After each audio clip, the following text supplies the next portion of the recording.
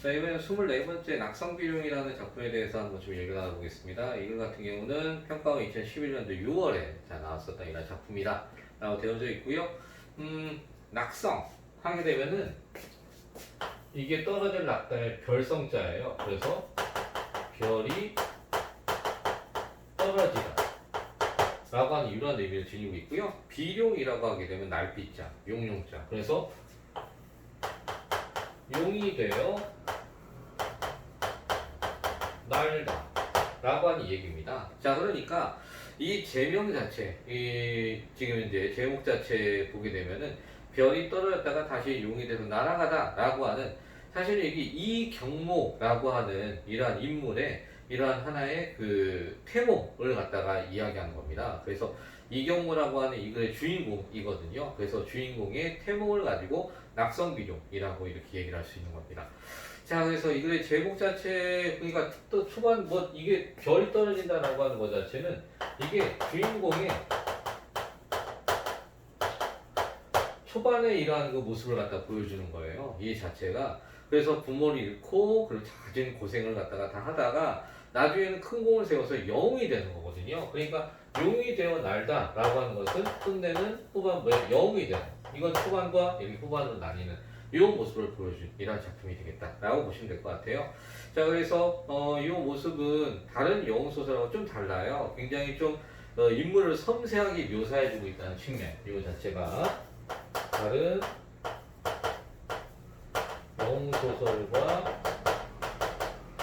차이점을 갖다 얘기해 본다면, 어쨌든 인물에 대해서 지금 이제 어떻게 보면 다른 영웅 소설 같은 경우에는 인물을 갖다가 보면은 뭐 인물 처음 고귀한 뭐 혈통, 그래 우선 뭐 비범한 이러한 그 뭐 혈통 고귀 뭐 그러면서 쭉 나오는 그 모습 자체가 보면은 굉장히 섬세한 면은 좀 떨어지거든요.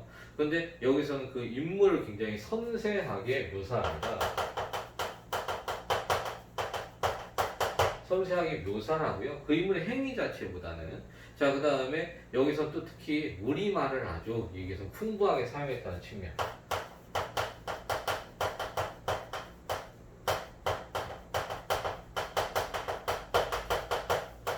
우리말을 풍부하게 사용해주고 있다는 측면, 이런 것들이 좀 차이점을 지니겠다라고 이렇게 보실 수 있을 것 같습니다. 그리고 또 주인공이 어렸을 때 굉장히 잠꾸러기예요. 못 보이기도 하고요. 그러니까 다른 영소설 같은 경우는 어릴 때부터 굉장히 차이점을 보여주죠. 그래서 비범한 능력을 지니고 있는데 여기에서는 그냥 일반적인 이러한 아이들보다는 못한 그러한 그 모습을 보여주고 있거든요. 그렇기 때문에 어렸을 때부터 장꾸러기, 먹보 라고 하는 이러한 모습들 적어드릴게요. 이런 것들도 다른 영어 소설은 보기 힘든 그러한 모습이다 라고 보실 수 있을 것 같습니다. 네. 이글 같은 경우는 어쨌든 영웅 소설이에요. 영웅 소설이고요. 자, 특징적인 면도 보게 되면은 그다지 지금 현재 성격 자체도 그다지 이렇게 특출난 부분이 없기 때문에 주제적인 측면도 보게 되면은 이게 이경모의 고난과 그 극복, 그리고 또 영웅이 된 이러한 그 모습들. 그래서 이경모의 우정 주제를 이경모의 우정과 그 다음에 결연, 그리고 이제 보면은 영웅적 활약상, 이렇게 이야기를 해볼 수 있을 것 같습니다.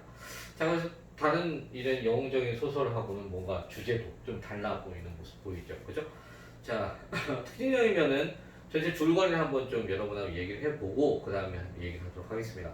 낙성비룡 그다지 이렇게 많이 여러분 보신 작품은 아니기 때문에 보기가 좀 그럴 거예요. 그래서 줄거리 한번 얘기하고 그 다음에 특징적이면 그리고 142편이 나온 작품 미리 보기 같은 경우들 보고 그런 작품을 들어가 보도록 할게요. 전체 줄거리 지금 보면은 어쨌든 이 글은 명나라를 갖다 배경을 하고 있습니다. 그래서 명나라를 배경을 하고 있고요. 자, 이주현이라는 선비가 있습니다.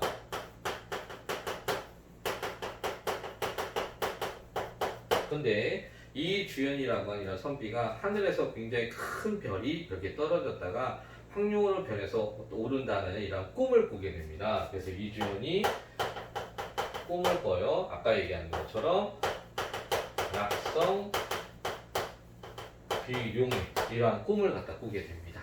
자, 그리고 나서 이제 아들을 낳아요. 근데 그 아들이 뭐라 하느냐? 이 아들이 이경모라고 하는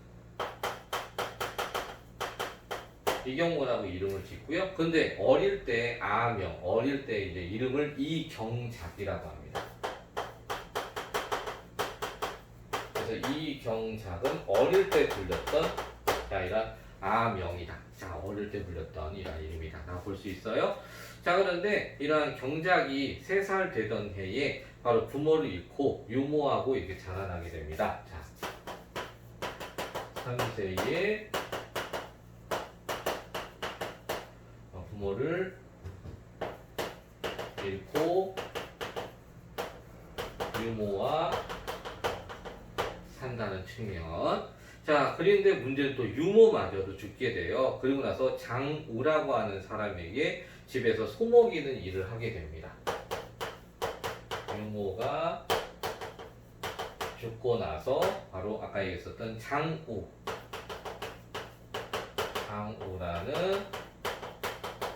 사람 집에서 소 먹이는 일을 하는 이러한 그 아이가 됩니다. 그러니까 어릴 때부터 어때요? 굉장히 힘겨운 일을 갖다 하고 있는 이러한 아이죠. 근데 유명한 이러한 승상인 양자을이라는 사람이 있습니다. 자, 여기 이제 양자을이라는 사람이 나오는데, 자, 양자을이 있어요. 이 사람에게는 아들하고 딸 이렇게 둘씩 있어요. 근데 우선은 두 아들, 큰 딸, 좋은 배필 만나서 시집장가 다 갔다는 거예요. 근데 막내 딸 중에 경주가 있습니다.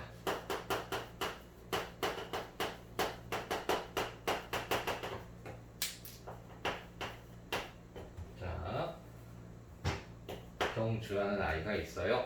근데 이 경주라는 아이가 배필을 못 구했거든요. 여러분 뻔하죠? 자, 그래서 산천을 이르는 그 양승상이 막 구경하고 다닙니다. 자, 그 사람이 승상인데요. 그러다 우연치 않게 누굴 보느냐? 바로 경작을 보게 됩니다. 근데 이 아이가 보니까 굉장히 지금 현재 보더라도 남루하게 이러한 행색을 지니고 있습니다. 그런데도 골격도 비범하고 뭔가 기상이 달라 보여요. 그래서 뭐 하느냐? 이 아이를 경주와 혼인을 시킵니다. 경작과 둘이 이렇게 부부. 이렇게 해볼게요. 자, 그리고 경작은 그런데 참 특이하게 잠만 자고요. 그리고 음식만 많이 먹고요. 글 공부를 안 해요. 그래서 아까도 얘기했었죠? 경작이라는 인물 자체가 장꾸러기에 먹보 그러면서 글 공부는 전혀 하지 않는 이런 모습을 보여줘요. 자, 그러는데 그래서 장모 한씨의 미움을 이제 받게 됩니다. 자, 이쪽으로 가볼게요.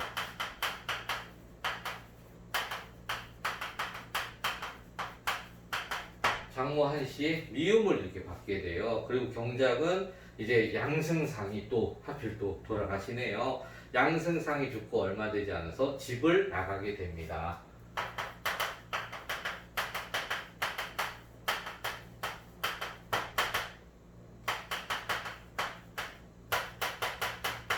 아무래도 그럴 수밖에 없겠죠. 자신을 믿어주던 사람이 이렇게 돌아가셨으니.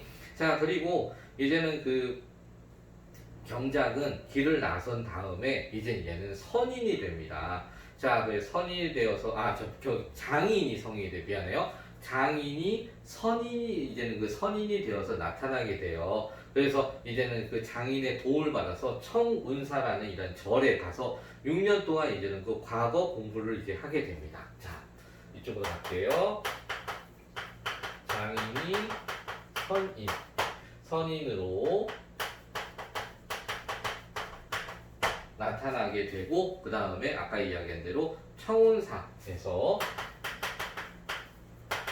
그래서 이제는 그 아까 6년 동안 과거 공부를 한다는 측면. 이렇게 하게 됩니다. 자, 그 다음에 이쪽으로 또 지우고 얘기해 볼게요.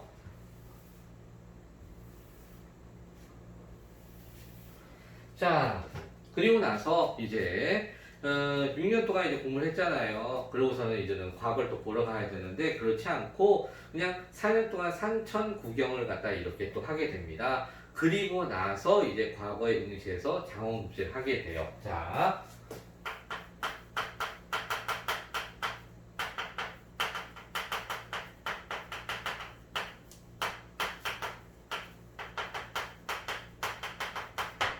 이렇게 하게 됩니다.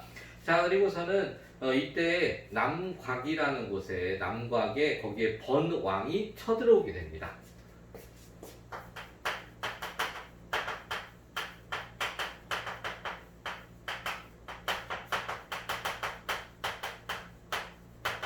자, 번왕이 이렇게 쳐들어오게 되고요. 자, 그러면서 경작은 이제는 그 또 대원수가 돼서 적을 무찌르게 됩니다. 이때.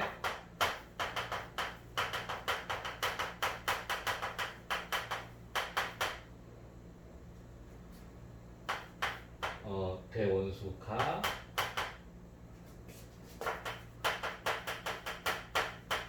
무찌르 이렇게 할게요.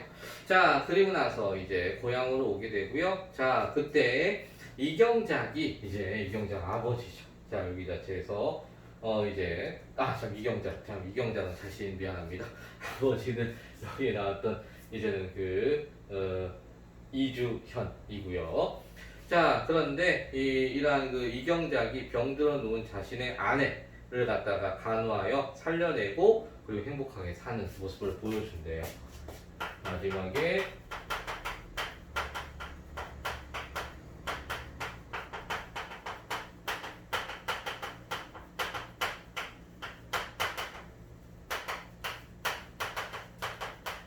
이렇게 보여줍니다.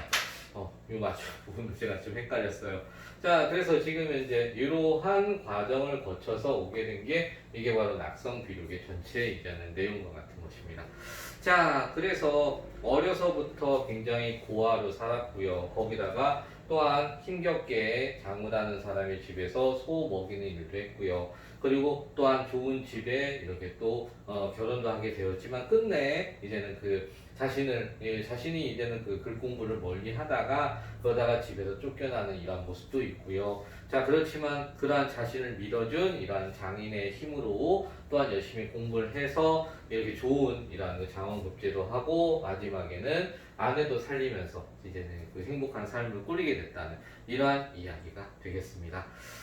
자, 그래서 참 특이한 면이죠. 이 부분에 있어서 잠꾸러기에다 먹보에 글 공부도 하지 않는 이러한 그 인물이 나중에 영웅이 된다라고 하는 것 자체가 보면 굉장히 좀 이렇게 다른 이러한 모습이다라고 볼 수 있을 것만 같습니다. 자, 그래서 이 글에 있어서는 어쨌든 자 하나의 이러한 그 영웅 소설이기 때문에 조력자를 따지자면 바로 누가 될 수 있겠어요? 조력자는 바로 양자을이라고 하는 바로 이 인물이 바로 조력자라고 볼 수 있겠죠.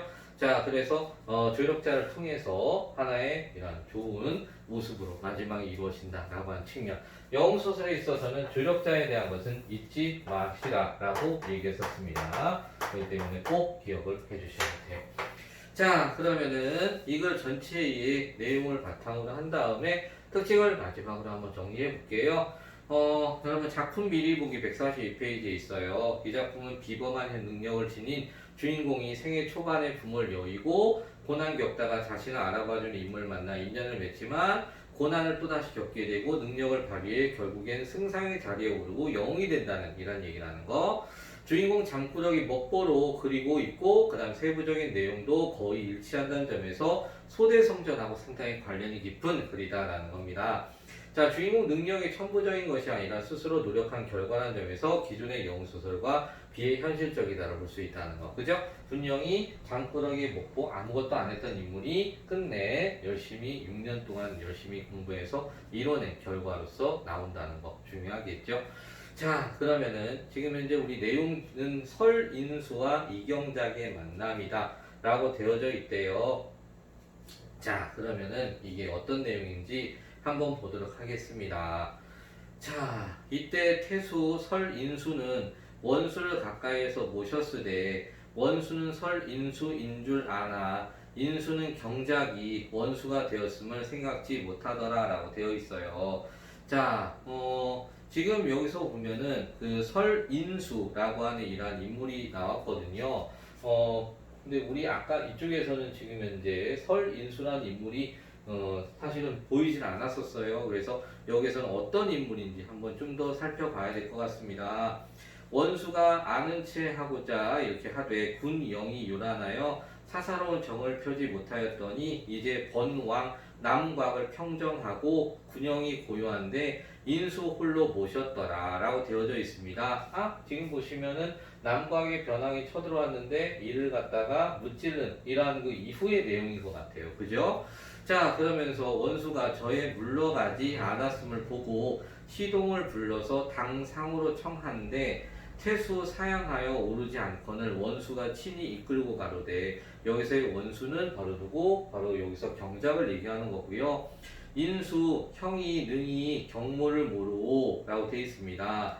자, 지금 소관이 정신이 밝지 못하고 일찍 면식이 없으니 알지 못하게 싸웁니다. 자, 자기 자신을 낮춰서 소관이라고 표현했고요. 자, 그러면서 일찍이 면식, 본 적이 없으니까 알지 못하겠다고 했어요. 그랬더니 원수가 살짝 웃으며 말합니다.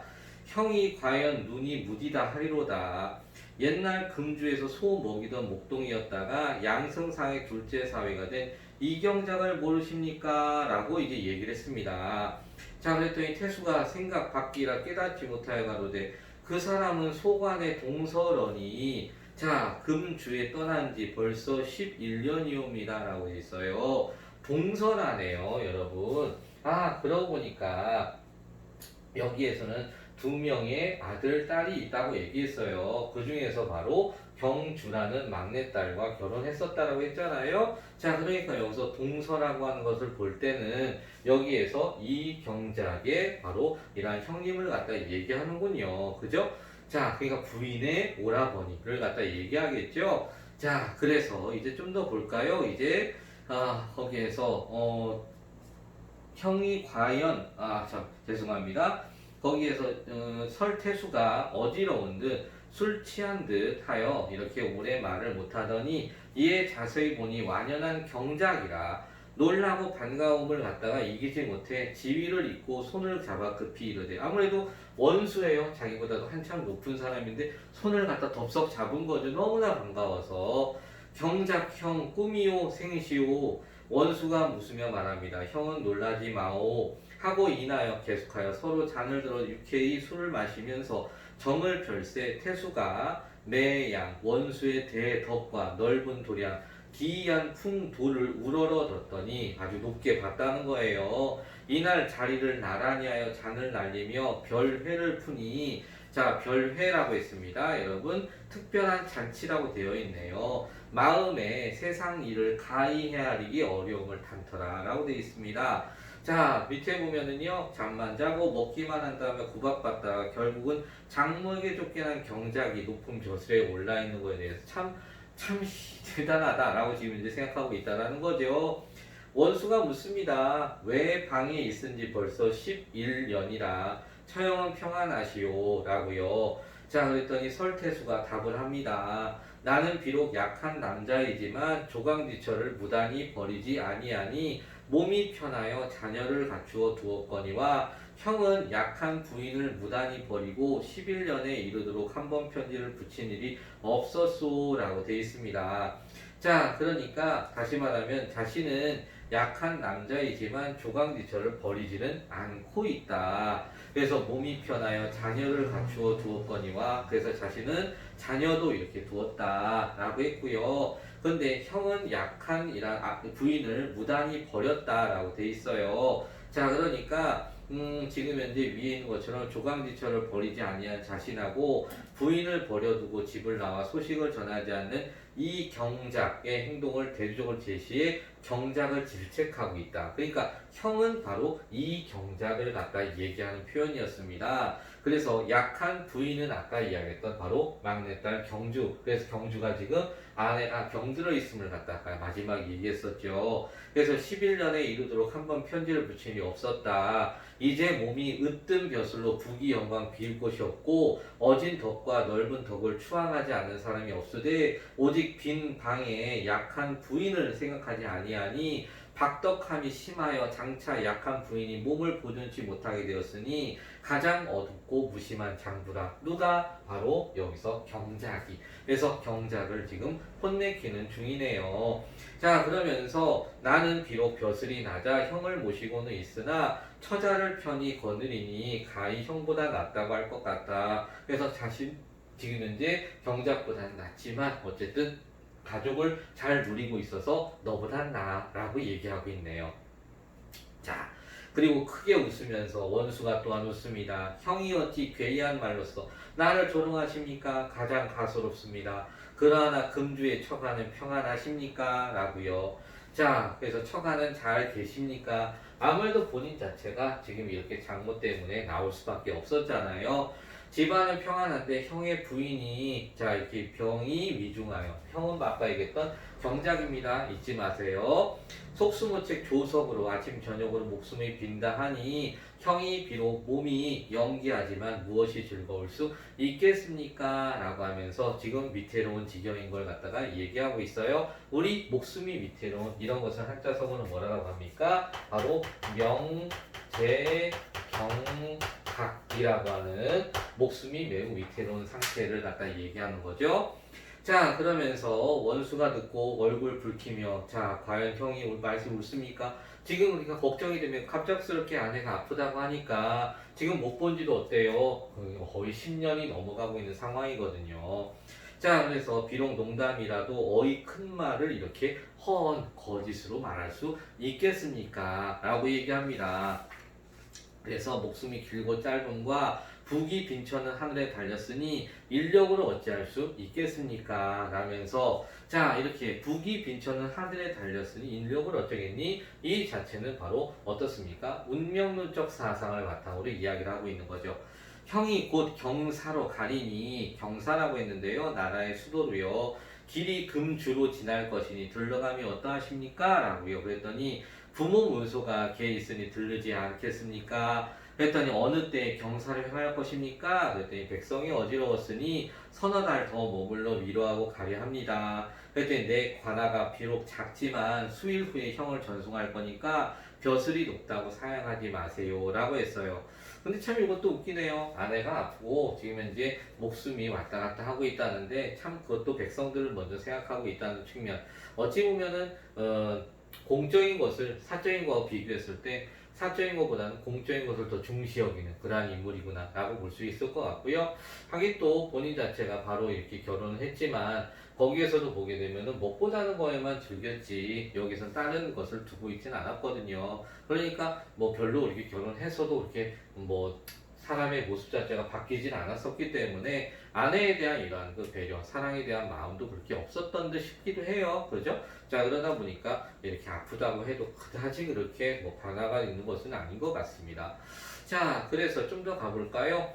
원수가 웃으면서 본디 음식을 즐기는 사람이라 주는 걸 사양할 리 있겠습니까? 먹는 건 알아서 큼직이 준비하십시오. 네, 당당히 가겠습니까? 라고. 자, 그러면서 태수가 웃으면서 벼슬이 높으니 이제 숱하게 자던 잠과 둔하게 많이 먹던 양을 줄이는 것이 좋을까 합니다. 하면서 과거에 바로 이런 모습을 참 비꼬아서 또 얘기를 한번 하고 있네요. 자, 그래서 크게 웃으며 급제한 후에는 더 많이 먹습니다. 라면서 또 웃으면서 내가 양식이 부족하여 풍성하지 못하니 형의 양에 차게 하려면 필연 죄를 면치 못할 거니까 올 적에 말총으로 창자를 졸라매 오세요 라면서 농담을 또 하고 있습니다.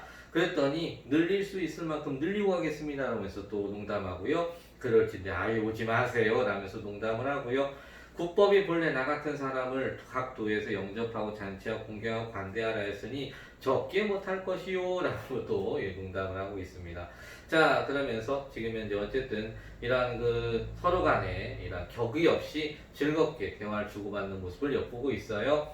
두 사람이 크게 웃으면서 설태수 돌아와 자, 부인 난주를 대하여 이 원수의 전후일을 일일이 전하고 기특히 여김을 맞지 않으며 돌아가신 장인의 사람 보는 눈이 뛰어남에 못내 감복하더라라고 했습니다. 자, 그러면 여기서 볼 때 장인의 사람 보는 눈이라고 했으니까 아까 이야기한 걸 보면은 이러한 그 자신의 부인의 언니였네요. 자, 부인의 오빠라기보다는 언니의 이러한 그 남편을 갖다가 얘기하는 것 같아요. 그래서 언니의 남편이 지금 현재 태수이고요. 자, 그럼 아까 좀 그랬어요. 양씨였는데 여기다 제 오빠라고 아까 제가 얘기한 거는 실수였던 것 같습니다. 여기다 제에서는 지금 현재 자기 언니의 이제는 그 남편, 그죠? 지금 경주의 이런 언니의 남편을 갖다가 이야기하는 것 같습니다.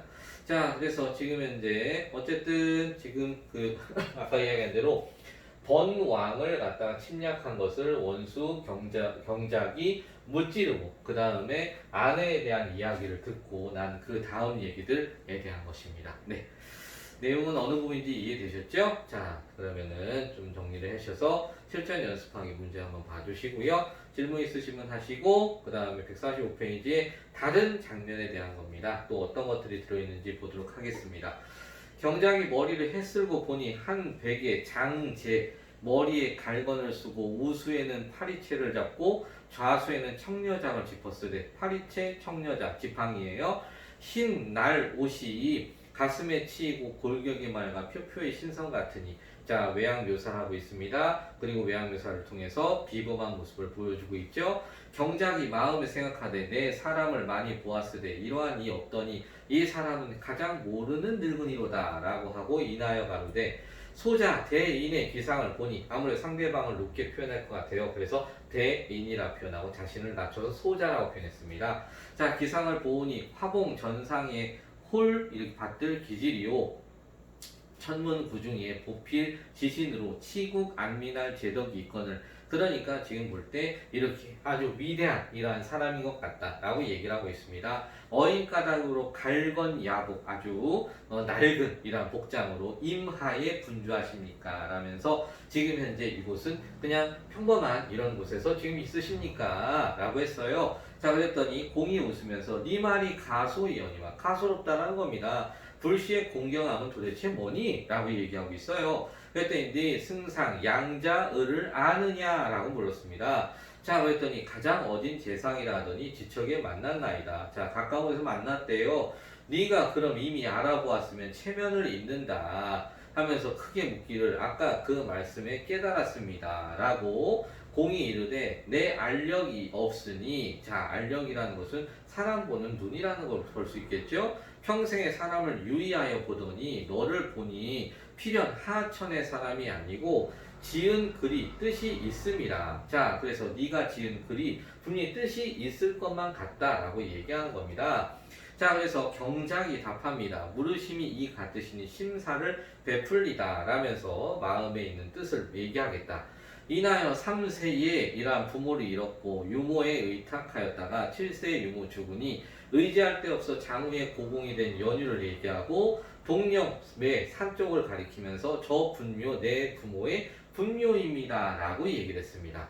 자 여기서는 이제는 자신이 지금까지 경작이 살아왔던 이러한 과거를 간단하게 요약해서 이렇게 이르는 그러한 이야기를 볼 수가 있겠죠. 자 여기는 그래서 요약 정리했다고 보시면 될 것 같습니다.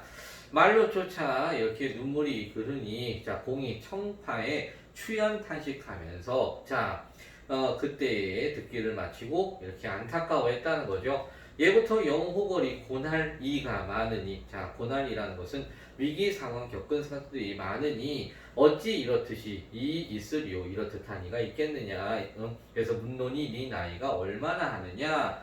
자 속절없이 14봄을 지낸 나이다. 14살이라는 거예요. 자 공이 가로되 네게 청할 말이 있으니 가히 용납하냐 라고 하면서 경작이 대답합니다. 들은 말인지 듣고 못 들을 말씀이 못 들을 거니까 미리 정할이 있고 미리 정하겠습니까? 라면서 다른 일이 아니라 내 양자 양녀를 두었더니 위로 셋은 취가 하였으되 필려 나이 27이라 역시 27은 14 역시 14살이라는 겁니다. 하주의 아름다움이 있으나 현인군자를 만나지 못해 이제 널로서 여아의 쌍을 이루고자 하노니 가히 허할 수 있겠느냐 허락하겠니? 라고요. 지금 이 부분 보니까 그럼 누구와 누구의 만남? 양자을이라고 하는 승상과 바로 여기에 경작과 둘의 만남을 갖다가 보여주는 장면이네요. 그죠? 아까 양자을이 지금 현재 여러 가지 이렇게 뭐 산천 구경을 하고 두루 다니다가 우연치 않게 경작을 이렇게 만나게 되었다고 했잖아요. 바로 그 장면을 보여주고 있는 것 같습니다. 자, 그래서 얘기합니다. 자, 경작이, 자, 어쨌든 이렇게 화하겠느냐. 경작이 양천대소. 참, 말이 안 되는 거예요. 그래서 크게 웃습니다. 노야의, 노야는 상대방을 갖다 얘기합니다. 여아는 삼국의 천금소저로 더없이 귀하고 소동은 상집종이라. 당신의 딸내미는 참 귀한 존재이고요. 나는요, 천한 상집의 종이에요. 자, 노야의 말이 실지 아닌가 의심할 지언정. 자, 실지는 실언이란 측면하고 같죠. 잘못된 말 아닌가 의심할 지언정. 짐지 숙녀일진데 어이 사양할 수 있겠습니까? 내가 어찌 사양할 수가 있겠니? 사양 안 합니다. 라면서 얘기를 하고 있습니다. 네. 자, 중요하기 위해 내 사위를 해기로 병이 있더니 금일 영웅을 얻어 동상을 포하였으니 자, 여아의 제덕을 저버리지 아님이라 어찌 기쁘지 않겠느냐라면서 자, 내가 사위를 해기로 아주 신경을 많이 썼다는 거예요. 그래서 병이 다 났다는 거죠. 근데 오늘날 바로 영을 얻어서 자, 이렇게 동상을 화하였으니 자, 이렇게 결혼함을 화하였으니 그 여아의 제덕을 저버리지 않음이라. 그래서 어찌 기쁘지 않겠니? 너무나 기쁘다라고요. 그래서 부인이 기쁘면서 영을 가렸다 하시니 도대체 뉘집 자식이고 집안은 어떠합니까? 자, 여기에서 볼 때 당시에 우리가 조선시대의 결혼 풍습을 갖다 본다면 이거는 사람과 사람과의 결혼이 아니라 어떻습니까? 집안과 집안의 결혼입니다. 그렇기 때문에 먼저 묻는 것 자체로 사람보다는 바로 무엇을? 집안이 어떠냐라고 묻고 있다는 거죠. 자, 그랬더니 인품을 볼지니 어느 집안입니까? 라고 해서 부인이 이렇게 경작에 대해서만 얘기했더니 부인의 안색이 확 변합니다. 다시 이르지 마소서. 자, 경주는 이 계궁의 모란이요 근본의 아왕이라. 여기서는 지금 현재 옛날 중국 고사를 인용해서 너무나 아름답고 뛰어난 여인임을 얘기하고 있습니다. 마땅히 저와 같은 쌍을 얻어 재상 집안의 옥경선랑을 갖다 구하여 동방의 깃들임을 볼 것이오늘. 그러니까 재상 집안의 옥경선랑, 아주 위대한 이러한 그 남편, 아주 빼어난 이러한 남편을 갖다 얘기합니다. 구하여 동방의 깃들임을 볼 것이오늘 낮은 집 아이로 배필을 삼고자 하시니 바로 누구? 경작이. 말자 비복도 아니리니 상공은 10번 생각하라. 다시 이르지 마라 했더니 공이 웃으면서 사람을 이름에 어찌 좋기 부기한 후에 이르며 사람이 어질지 못할까 근심하지 어질고 부기치 못할까 근심을 할 수 있겠느냐라고요. 그래서 다시 말하면은 사람을 얻지 부귀한 후에 이렇게 이르며, 그러니까 사람이 잘 살고 부유하고 귀함, 그죠? 여기에 이르며 사람이 어지지 못할까 근심치 아니하고. 자, 여기가 사람이 부귀함만 따지고 어질지 못함을 갖다가 근심하지 않는 부인에 대해서 지금 혼을 내는 거죠. 그리고 어질고 부귀치 못할까 근심을 할까. 그러니까 아내는 지금 현재 부귀치 못함을 갖다 근심하고 있는 거에 대해서 지금 뭐나 야단을 치고 있는 겁니다. 그래서 내 뜻 이미 결정이 됐으니 부인은 편협한 말을 다시 하지 마라 라고 해서 오히려 아내에 대해서 뭐라 얘기를 합니다. 그리고 이 아이 아직 이러하니 타일 이름이 세상에 널리 알려지고 성현용이고 누구에게도 미칠 리가 없을 것이다 라면서 바로 경작의 미래는 대단할 것이다 라는 것을 미리 암시해주고 있는 부분입니다. 자, 그래서 여기에서도 보듯이 분명히 경작이의 장모는 처음부터 경작을 마음에 들어 하지 않았음을 이렇게 볼 수 있는 구절이 될 수 있겠네요. 되셨죠? 네. 자, 그러면은 이런 것들을 바탕으로 해서 이 글의 전체의 특징을 한번 다시 정리를 마지막으로 해보도록 할게요.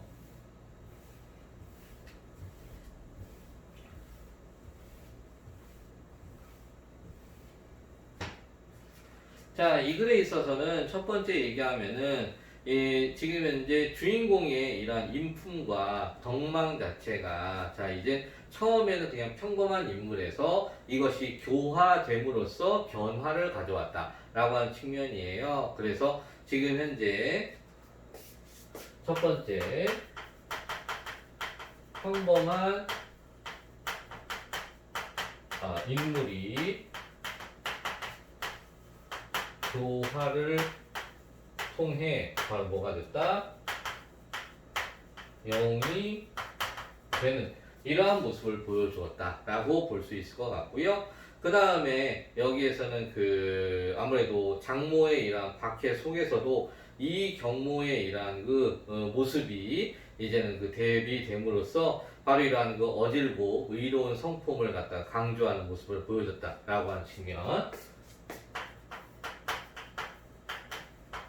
장모의 모습과 이 경모의 어짐을 대조해서 보여주었다는 측면. 그래서 여기 자체에서 지금 이 경모의 어짐을 더욱더 극대화 시키는 이러한 구조의 모습을 보여주었다는 거, 이렇게 보시면 될 것 같습니다.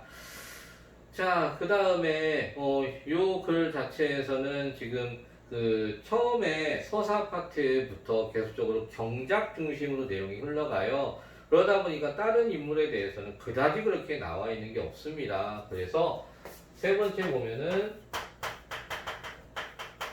경작 중심의 내용 전개, 다른 인물에 대한 서사는 그다지 그렇게 나와 있지 않다는 측면, 이렇게도 보시면 될 것 같고요. 자, 그리고 또한 우리 이경모의 후일담이 굉장히 상세하게 담겨져 있는 글이기도 합니다. 이경모의 후일담이 상세히 작성되어 있는, 그러니까 인물에 대한 이러한 모습들이 굉장히 상세한 모습을 엿볼 수 있어요. 따지고 보면 인물들 양상이 별로 많지가 않아요. 옛날 고전술 같은 경우 보면은 다 인물들이 굉장히 여기저기 많아서 따지면은 막 서로 얽혀설켜 있는 모습을 볼 수 있는데, 이 작품에서 그렇게 인물들이 많이 이렇게 도용되지 않고 있습니다. 그러니까 각각 인물들이 처해 있는 거, 인물들의 상황에 대한 거, 이런 것들을 굉장히 세세하게 보여준다는 건데, 근데 또 특이하게 제가 아까 얘기한 것처럼 경작 중심으로 내용은 전개되고 있고요. 그리고 그런 와중에 각각의 이러한 후일담이 조금씩 상세하게 있는 모습을 엿볼 수 있다라고 얘기하는 것 같습니다. 자, 그 다음에 또한 여기서 하나의 나름의 이러한 인과적 사건 전개를 갖다 보여주고 있다는 거.